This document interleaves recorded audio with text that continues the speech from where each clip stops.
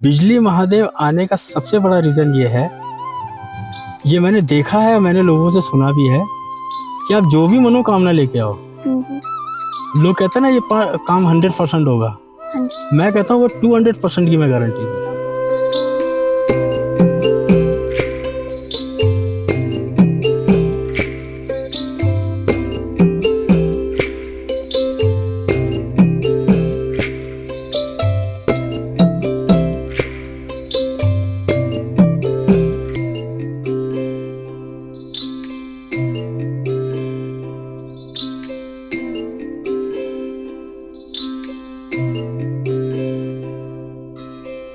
बिजली महादेव जाने के लिए आपके पास दो रास्ते हैं। एक आप कुल्लू से होके जा सकते हैं और दूसरा है नगर जाना वाटरफॉल की साइड से। अगर आप हाइक करके जाना पसंद करते हैं तो आप कुल्लू वाले रास्ते को चूज करें, और अगर आपको हाइकिंग नहीं करनी है और ऑफ रोडिंग पसंद है तो आप नगर वाले जाना वाटरफॉल वाले रास्ते से जा सकते हैं। तो हम अभी फॉलो कर रहे हैं कुल्लू वाला रास्ता। हम हाइक करके जाएंगे। बिजली महादेव कुल्लू से 28 किलोमीटर की दूरी पर है। अगर आप कार से जा रहे हैं तो आप अपनी कार से इजीली जा सकते हैं, लेकिन अगर आप कार से नहीं जा रहे, बस से जाना चाहते हैं तो आपको कुल्लू बस स्टैंड से बिजली महादेव जाने के लिए बस मिल जाती है। और बस की टाइमिंग मॉर्निंग में 9:40 रहती है, दिन में 1 बजे, 3 बजे और शाम में 6 बजे रहती है। तो अभी हम अपनी गाड़ी से जा रहे हैं। कुल्लू से अगर आप जाते हैं तो कुल्लू का जो फ्लाईओवर है उसके नीचे से बिजली महादेव का रास्ता जाता है और हम वहीं से जाएंगे और आपको रास्ता दिखाते हुए चलेंगे। तो चलिए अब चलते हैं बिजली महादेव की तरफ।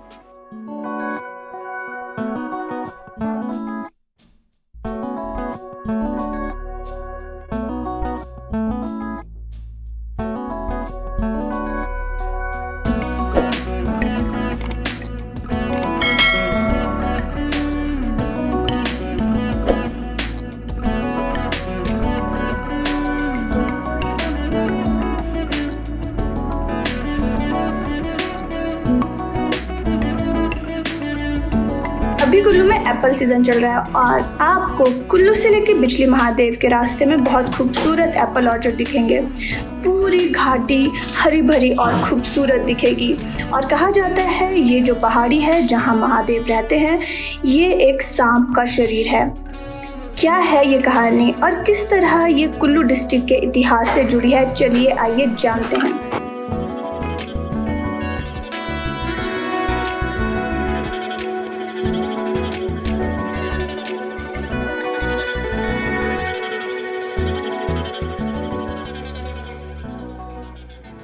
ब्यूटीफुल और एडवेंचरस रास्ते से होते हुए अब हम पहुंच गए हैं कराटे। कराटे इस जगह का नाम है और यहाँ पे आपकी गाड़ी पार्क हो जाती है और यहाँ से हाइक शुरू हो जाता है जो है 1.5 किलोमीटर का। तो चलिए अब ट्रैक करते हैं।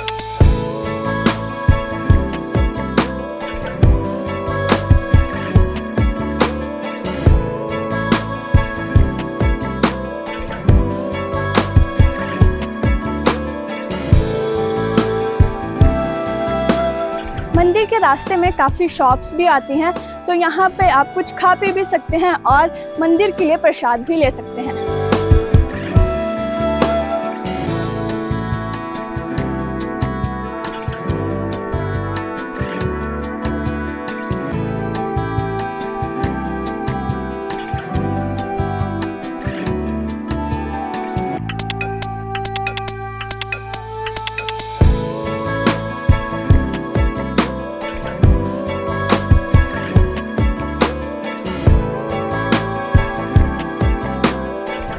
हाफ किलोमीटर का ट्रैक है ये, लेकिन सीढ़ियाँ हैं तो काफ़ी थकाने वाला है, जैसे मेरी सांस फूल रही है।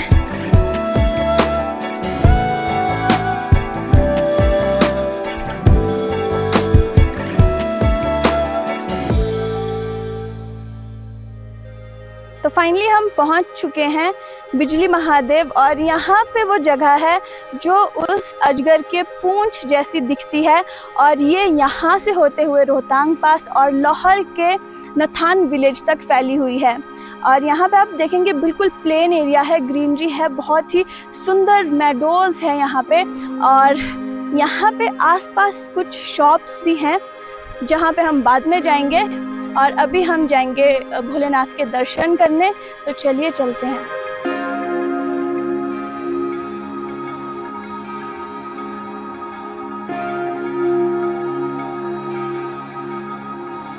बिजली महादेव के एक तरफ कुल्लू वैली है और दूसरी तरफ पार्वती वैली है। यहाँ से आपको एक अद्भुत दृश्य देखने को मिलता है।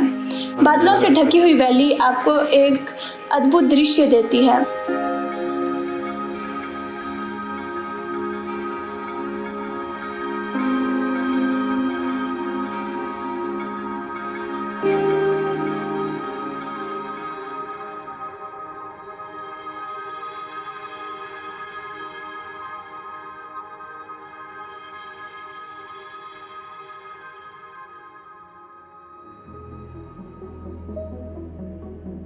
कहा जाता है प्राचीन काल में कुल्लू में एक जलंधर नाम का राक्षस हुआ करता था। जैसे जैसे उसकी शक्ति बढ़ती गई, उसने उनका दुरुपयोग करना शुरू कर दिया और एक दिन उसने एक विशालकाय अजगर का रूप ले लिया और कुल्लू घाटी में अपना आतंक मचाना शुरू कर दिया। एक दिन वो अजगर नदी में कुंडली मारकर बैठ गया, जिससे घाटी जलमग्न होने लगी। हर तरफ हाहाकार मच गई और सभी लोग शिव भगवान से प्रार्थना करने लगे। फिर शिव भगवान ने प्रकट होकर उस विशालकाय अजगर के सर पर त्रिशूल से वार किया और उसके मरते ही उसका शरीर पत्थर का बन गया और फिर इस घाटी को कुलानपीठ कहा जाने लगा। जलंधर पत्थर तो बन गया, लेकिन उसके शरीर में हलचल होती रही, जिसकी वजह से कभी लैंडस्लाइड, कभी अर्थक्वेक, इस तरह की घटनाएं इस वैली में होती रही। फिर शिव भगवान ने इंद्रदेव से कहा कि यहाँ पे वे अपने वज्र से प्रहार करें। बिजली गिरने पर हलचल तो बंद हो गई, पर जान माल की हानि ना हो, इसके लिए शिव भगवान ने स्वयं यहाँ पे शिवलिंग स्थापित किया। और कहा जाता है हर 12 साल में इंद्रदेव यहाँ पर बिजली का प्रहार करते हैं और शिव भगवान उसे अपने ऊपर ले लेते हैं और फिर शिवलिंग खंडित हो जाता है। फिर मंदिर के पुजारी मक्खन से उसे जोड़ते हैं और वो फिर से पत्थर जैसा बन जाता है। यहाँ पर एक और कहानी भी प्रचलित है, जो है अर्जुन के तीरों की। महाभारत युद्ध से पहले जब अर्जुन ने शिव भगवान की तपस्या की और उन्हें खुश किया, तो शिव भगवान ने उसकी परीक्षा लेने के लिए अलग रूप धारण कर लिया और उससे युद्ध करने आ गए। अर्जुन और महादेव के बीच घनघोर युद्ध हुआ और उसका प्रमाण यहाँ पर ये तीर है। ऐसा ही तीर पार्वती वैली में भी है, जहाँ अर्जुन ने युद्ध किया था। अर्जुन की इसी महाकला से प्रसन्न होकर शिव भगवान ने उन्हें पशुपता अस्त्र दिया था। हमारे साथ है यहाँ पे दादाजी, जो हमें बिजली महादेव की स्टोरी बताएंगे कि क्या है यहाँ की रियल स्टोरी। दादाजी बताइए कि क्या स्टोरी है, कैसे बिजली महादेव यहाँ पे आए, और ये जो मक्खन वाला होता है बिजली गिरती है, ये क्या चीज़? बिजली महादेव का आगमन आदिकाल से है। जब जंध्रासुर यहाँ पर आए और जंध्रासुर का माथा है और तब से माथा करके इसका नाम मथाना बना गया। अच्छा, तो उन जंध्रासुर ने सारे पृथ्वी में प्रलय कर दी, तो फिर भगवान स्वयं विष्णुलिंग से या तो आगे जाके जिया नाम जीवा है, पीछे जाके कंडी गलू हो जो नाम है, जो उसका गला है। अच्छा, तो जब जब पृथ्वी पर कोई ऐसा संकट आया, तो भगवान उस पृथ्वी को संकट को मिटाने के लिए स्वयं अपने ऊपर जो है बिजली गिराते हैं। अच्छा, यही इसका विशेष। तो ये जो बिजली गिरती है ये हर 12 साल में गिरती है, ऐसा बोलते हैं? नहीं, इसका समय कोई नहीं है, जब भी गिर सकती है। इसका तो कोई प्रमाण किसी के पास नहीं है। 12 साल में, 3 साल में गिर सकती है, 1 साल में 2 बार भी गिर सकती है, इसका कोई। अच्छा, तो जैसे बोलते हैं ये जो अंदर शिवलिंग बना है ये पूरा खंडित हो जाता है, पूरा टूट जाता है? नहीं, सभी ये भगवान की लीला है, जो कभी टूटता नहीं, ऊपर छत में जाती है। अच्छा, तो फिर मक्खन से कौन बनाता है उसे? पुजारी जी है। अच्छा, तो मक्खन से जैसे इस शिवलिंग को बनाते हैं, तो उसके बाद वो जैसे अब होता है ना धूप वगैरह भी लगा होता है उसमें, तो मक्खन वो पिघल नहीं जाता? कैसे ये इस तरह से रहता है? यही तो उसकी भगवान की परंपरा है, इसकी माया है, इसकी लीला परंपरा है, इसको कौन जानता है क्या है। यही विशेष तो यही इसका। Thank you.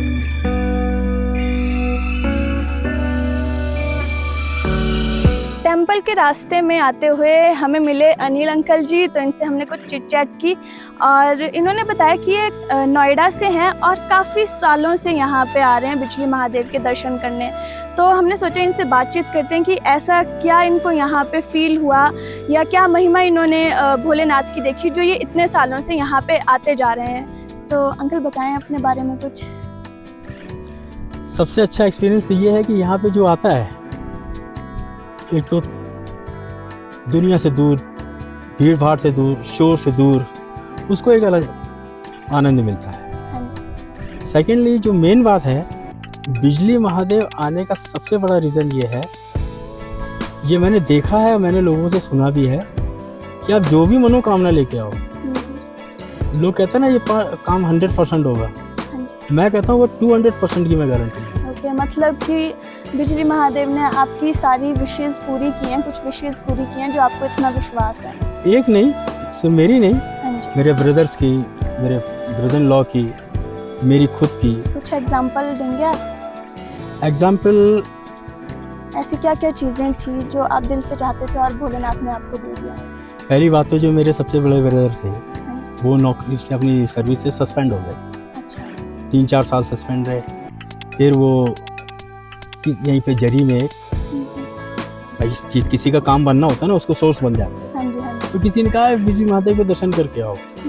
वो आए, जो 4 साल से सस्पेंड बैठे थे, वो नीचे घर जाते ही उनकी जॉब फिर से स्टार्ट। सेकंड, एक हमारे बहनों ही हैं, वो अपनी बहन की शादी के लिए बड़ा परेशान थे, वो आए। मतलब कई रिश्ते आते थे, छूट गए, ये हो गया वो हो गया। एनीवे, जब वो आए तो आज वो लड़की करोड़पति शादी हुई, करोड़पतियों में शादी हुई। अच्छा, वाह। मेरे अपने खुद के एक्सपीरियंस है। मैं पहले पंडितों के पास बहुत जाता था। जब मेरे सारे काम यही हो गए तो मैंने पंडितों के पास जाना का लगभग ख़त्म कर दिया, क्योंकि भटको, एक दरवाज़ा ठीक है। बिल्कुल, एक दरवाज़ा ठीक है, महादेव तो फिर सबको पालना। फिर मेरी जो वाइफ थी 7th मंथ प्रेग्नेंट थी। अच्छा। हम जरी से आए थे पैदल, शायद नंगे पैर थे। अच्छा। नंगे पैर थे, तो डराते भी थे, भालू है ये वो। एनीवे हम आए थे तो किसी ने कह दिया मंदिर बंद है, और हम कह के चले थे भोले आ रहे हैं, हमारे खाने पीने का इंतज़ाम रखिए। ये सच है। जब भी आते थे, हमारे फैमिली से कोई भी आया, वो ये कहता था भोले खाने का इंतज़ाम रखिए। तो यहाँ कुछ ना कुछ मिलता था, चावल, खिचड़ी में जो भी। अब मैं देख रहा हूँ उसको, मैं पकड़ के खींच रहा हूँ धीरे धीरे, मतलब 100 कदम भी चलना होता था तो कम से कम 20 मिनट 25 मिनट लगते। फिर क्या हुआ, मैंने देखा कि आगे लड़कियां जा रही हैं कुछ सारी, उनके साथ गांव के लोग भी थे।